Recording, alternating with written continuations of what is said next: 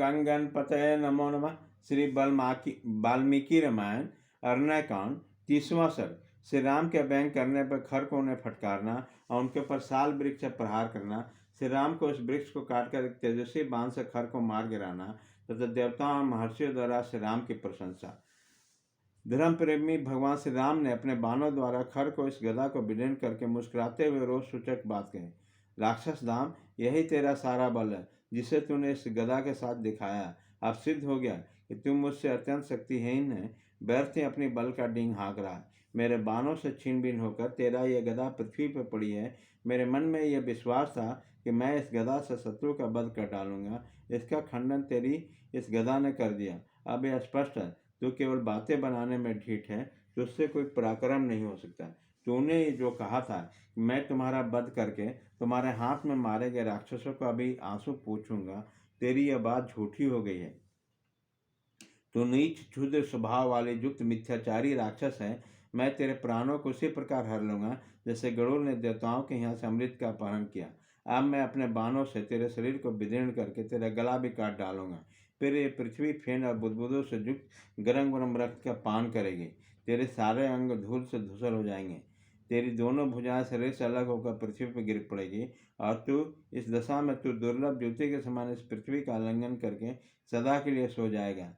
तेरे जैसे राक्षस कुल कलंक सदा के लिए महानिंद्रा में सो जाने पे ये दंडक बन के प्रदेश शरणार्थियों को शरण देने वाला जाएगा। राक्षस, मेरे बाणों से जन स्थान में बने हुए तेरे निवास स्थान के नष्ट हो जाने पे मुनिजन इस वन में सब और निर्भय विचर करेंगे।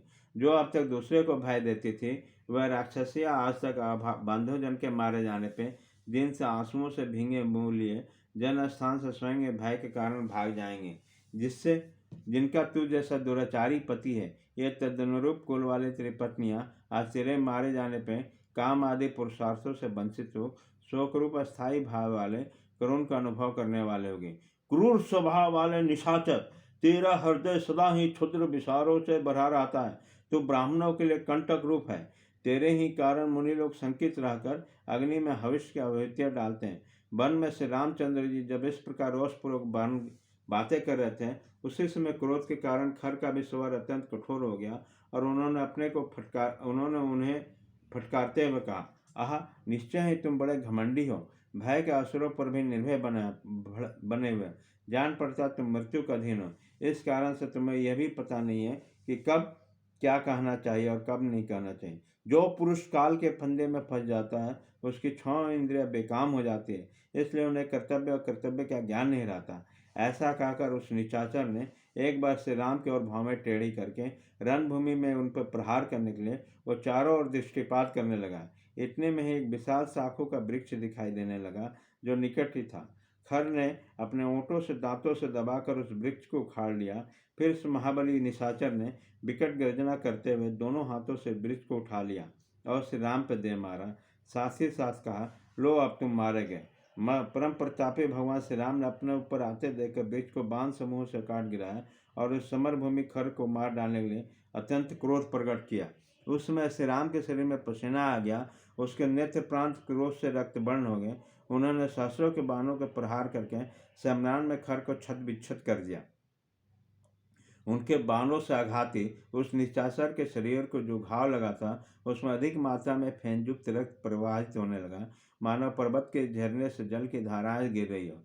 श्री राम ने युद्ध स्थल में अपने बाणों को मार से खर को व्याकुल कर दिया, तो भी उसका साहस कम नहीं हुआ। वह खून की गंध से उन्मत्त होकर बड़े वेग से श्री राम की ओर दौड़ा। अस्त्र विद्या के ज्ञाता भगवान श्री राम ने देखा कि वो राक्षस खून से लथपथ होने पर भी अत्यंत क्रोधपूर्वक मेरी ओर बढ़ा रहा, तो वह तुरंत चरणों का संचालन करके 2-3 पग पीछे हट गए, क्योंकि बहुत निकट होने पर बाण चलाना संभव नहीं होता।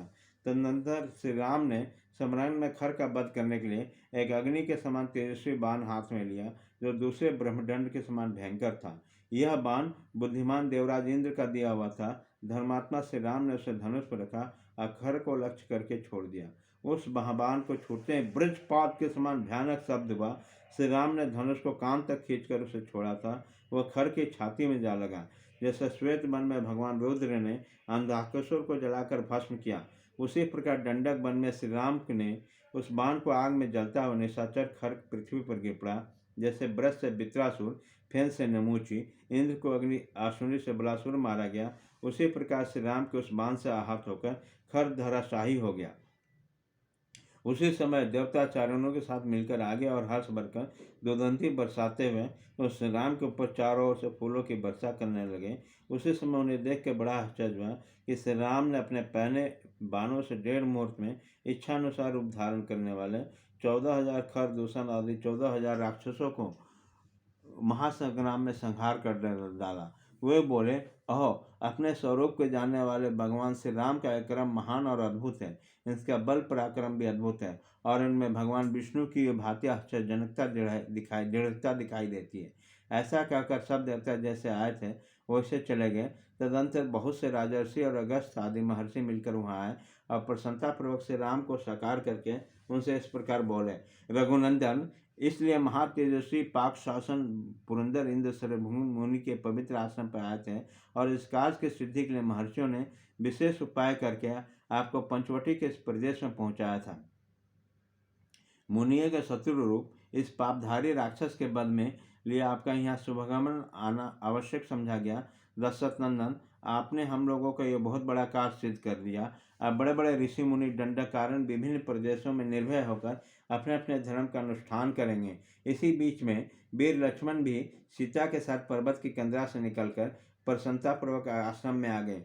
तत्पश्चात महर्षियों से प्रशंसित होकर लक्ष्मण से पूजित होकर विजयी वीर श्री राम ने आश्रम में प्रवेश किया। महर्षियों को सुख देने वाले, अपनी शत्रुहंता पति का दर्शन देने वाले विधेय राजनंदिनी सीता को बड़ा हर्ष हुआ। उन्होंने परमानंद में निमग्न होकर अपने स्वामी का आलिंगन किया। राक्षस समूह मारे गए और श्री राम को कोई क्षति नहीं पहुंची। यह देखकर और जानकर जानकी जी को बहुत संतोष हुआ। प्रसन्नता से भरे हुए महात्मा मुनि, जिनकी भूरी भूरी प्रशंसा कर रहे थे और जिन्होंने राक्षस के समुदाय को कुचल डाला, उस प्राण बल्लभ श्री राम का बारंबार आलिंगन करते समय उस जनक नंदिनी सीता को बड़ा हर्ष हुआ। उसका मुख प्रशंसा से खिल उठा। इस प्रकार श्री वाल्मीकि निर्मित आर्ष रामायण आदि काव्य के 18 कांड में 30वां सर्ग पूरा हुआ।